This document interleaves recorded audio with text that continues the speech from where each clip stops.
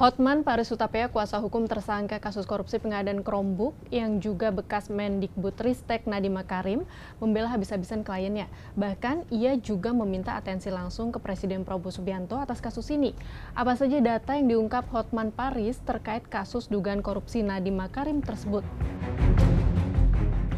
Hotman Paris membeberkan hasil audit Badan Pengawasan Keuangan dan Pembangunan dan dokumen surat keputusan Kejaksaan Agung atau Kejagung pada Sabtu 6 September 2025. Ini kata BPKP.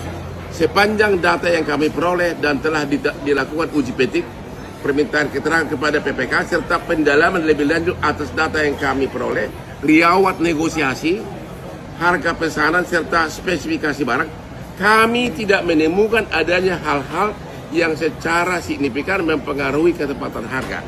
Sekali lagi BPKP mengatakan kami tidak menemukan adanya hal-hal yang secara signifikan mempengaruhi ketepatan harga.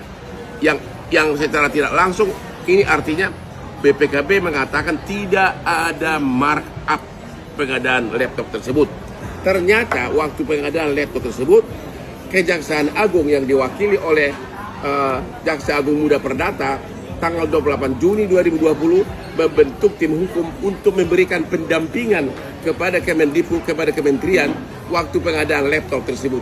Inilah SK dari Kejaksaan Agung yang ditandatangani oleh Jaksa Agung Muda Perdata 24 Juni 2020. Sementara pada video lain yang diunggah di akun Instagramnya, Hotman juga meminta Presiden Prabowo memanggil dirinya dan melakukan gelar perkara di istana.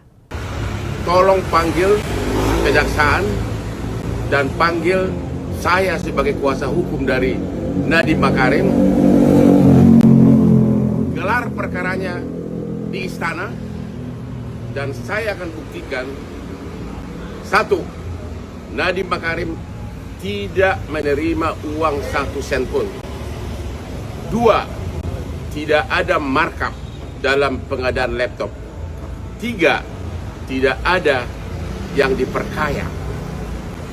Sekali lagi, saya hanya membutuhkan 10 menit untuk membuktikan itu di depan Bapak Prabowo, Presiden Republik Indonesia, yang pernah jadi klien saya 25 tahun.